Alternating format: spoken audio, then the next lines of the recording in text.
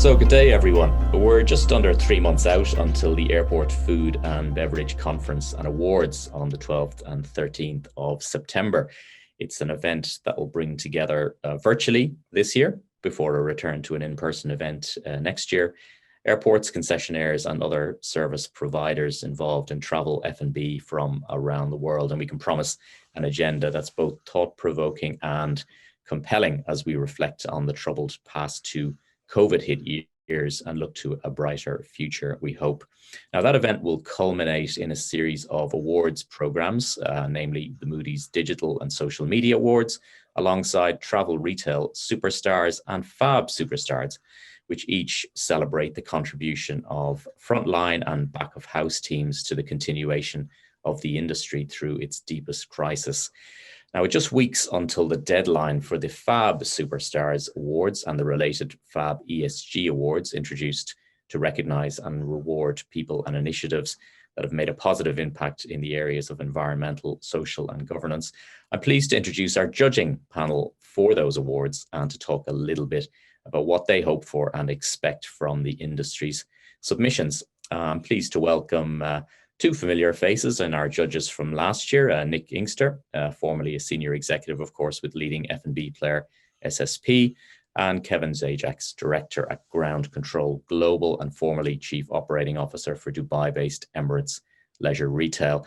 And our third judge this time, Anne Elliott, who's owner of Anne Elliott Hospitality Consultancy, is joining us too. Anne has over 30 years experience in the hospitality sector and a deep understanding of and passion for the food business, and we welcome Anne warmly to the team this year. So we wanted to get the judges' views on the awards and their significance in 2022 as we emerge from the pandemic. And perhaps I can just start with you. Can you sum up how you see the importance of the FAB Superstars Awards this year, and how much are you looking forward to be part of the judging process this time? It's just a great joy and a tremendous privilege to be part of it. I'm really, really pleased. And I think particularly having looked at the last 2 years and how hard it's been for travel, I think these awards are going to mean an awful lot to a lot of people and recognise the efforts they make and are still making. You know, just the stories this morning about what's happening in each of the airports means that it's difficult for workers and travellers and companies in this sector. So I think these awards are going to be even more particularly important this year for everybody taking part. And I can't wait to see the submissions. Good, thanks, Anne. Nick and Kevin, welcome back to you both. Nick, perhaps just to go to you, how do you sum up the award's significance this time around after 2 years of crisis for our sector? Thanks, Neil. So, after the 21 awards, I reflected a little bit on what we'd all learned. And for me, we know that amazing things happen in our businesses every day, but we don't often have a chance to reflect on them, and we don't often have a chance to look at them closely. 2021 gave us that opportunity, which was amazing. 2022, I think, will be a next step in that process, because the industry has changed over the course of the last year. What was broadly shut and which was driving certain behaviours is now broadly open and is driving certain different behaviours. But it all comes down to what individuals and teams contribute. And as Anna said, that's why I'm looking forward to judging this year's submissions, because I know already that they are going to be extraordinary. Yeah, thanks. And Kevin, from your point of view, what are you looking for? And I guess also, what are your expectations of the awards this year as the industry begins to recover, but again, is still facing that challenge of the pandemic in many places? Yeah, I agree with Nick. The 2021 awards for me were a lot more about resilience, and there were some amazing stories, and particularly ones that touched me from the subcontinent.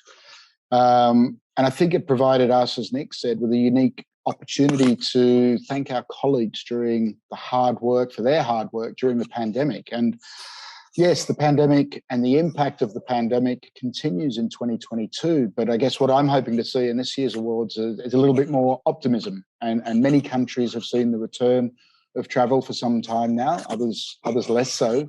But I'm hoping that the stories shared from those locations that have benefited from the return inspire the remainder of the industry and give them hope that there is a great deal to look forward to. Yeah. And just to talk about what we expect from submissions from companies and individuals, what are your expectations, and what do you hope it shows about the people in the industry out there? What qualities, human qualities, do you want to see shine out in the awards? Well, I think I'm looking for optimism, that actually there's a future and people are seeing a positive future about travel. I mean, there's absolutely no doubt, in my opinion, that travel is going to absolutely, I was going to say fly, but it sounds a bit of a cliche, but it's going to have some challenges even going forward in the next year. And as again, we've seen in the news today. So I'm expecting people to be optimistic. I still think, referring to Kevin, there'll be that resilience that will be needed for the year ahead, because it's not going to be easy. And having just been to Spain twice in the last 3 weeks, I've seen airports operating and what's been happening to the food and drink businesses in there. And they're having to cope with a lot of stress, a lot of passengers, very, very quick flow through of them. And they've got to keep that resilience. They've got to keep that optimism. They work tremendously hard against a lot of pressure, and customers with very high expectations, because this is their first holiday for a couple of years. So customers are expecting a fair amount as well. And I've seen a lot of long queues and a lot of passengers desperate to eat and drink. So I'm hoping that the teams have managed to keep a sense of humour, a sense of balance, and that optimism for the future. Yeah, Nick, it's interesting, isn't it? Yeah, as we're seeing the return of business, obviously staffing remains a challenge out there in this sector. And then, of course, you see in some cases menus cut back and so on. So there's challenges still ahead for the industry. But I guess the idea of these awards, obviously, and championing them, is that we're showing the people that have managed to rise above those challenges. And that's what we're looking for in terms of the submissions to come, right? Absolutely. I think the staffing issue that we're seeing now is not the UK, it's Europe, it's Australia, it's the States, it's Canada, it's everywhere, is the biggest single challenge that the sector faces now, because the demand has come back almost overnight. The minute countries opened up, flight schedules started to be developed, the demand was there.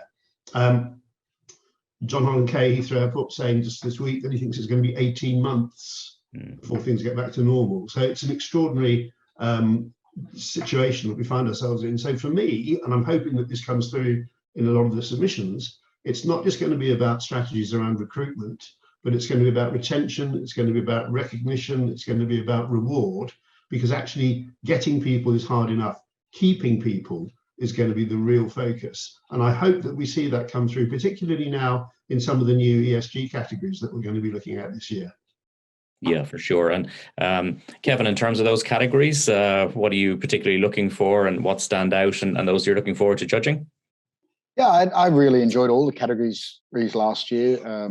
Plenty of stories of resilience and inspiration, and generally came away feeling good about humanity. I think it restored a lot of faith in that as the years went by. I think, as Nick just talked about, the ESG categories will add a new dimension, and it's great for the travel retail community to address broader social issues. So women in leadership, diversity, inclusion, sustainability. For me, as a CEO and an owner of a business, I'm always asking people how they're tackling these issues. What practical steps are they taking, and can I and my business take? So it's great to see how everyone is progressing these important elements of business and society. Yeah, and you're coming to it fresh as a judge this year. You have had a look through the various categories, both in the traditional FAB awards and the people sense, but also those ESG awards. Any that jump out that you're looking particularly forward to seeing submissions within? Well, I think, going to Kevin, I'm particularly focused in the whole sector on women. That's my real interest. I am particularly focused on getting women onto boards. So I'm interested in the diversity inclusion and what people are doing there to bring diverse culture into their business and to promote people with different backgrounds. And it doesn't matter where those come from. I'm really looking forward to seeing what they're doing in those. The other bit I'm quite interested in is what's been happening with brands in this sector. And I was talking to one of the CEOs yesterday, actually, about airports and what's happening with that brand mix. So I'm looking forward to seeing what submissions we get in there as well. Very good. Yeah. And we've obviously got within the conference a session, FAB Women, which was a fantastic success last year and very well received. And really the voices of many women around the industry who've attained leadership positions in very different roles across the business, but to champion that role and to make sure that that's shone a light on is a big part of the conference agenda also this year. Nick, from your point of view, coming to it again, and I guess, the awards have evolved also from last year to this. Any that you're looking forward to there? I think those around, sort of, as Anna's just said, women in leadership roles, health and well-being in the workplace, I think is going to be an important part, going back to my point about recognition, reward and retention. I think that health and well-being thing has perhaps been overlooked in the past. I mean, I can remember when I was working, some of the airports didn't have changing facilities for the staff. They got changed in the toilet. That's just not good enough. So there's this whole idea about health and well-being in the workplace, something that really interests me. Very good. Okay, well, look, we look forward to the submissions, of course. We've had a lot of interest in the awards again this year, and now at the deadline for submissions closing fast on July 1st, we're obviously encouraging companies to nominate those individuals and teams that have helped keep the F&B community within our industry going through the many recent challenges. A reminder that you can tune in to watch what promises to be a compelling awards show on September 13th, and we'll be in touch with details of the final timings of the day and the run-up to the event. So, of course, please, we encourage everyone to get their nominations in at the dedicated website, fabsuperstars.com. And we look forward to seeing everyone for the FAB conference and for the FAB Awards in September. So for now, I thank all the judges for their time, and we look forward to convening again for the judging process and then gathering again in September for the event. Thank you all very much indeed.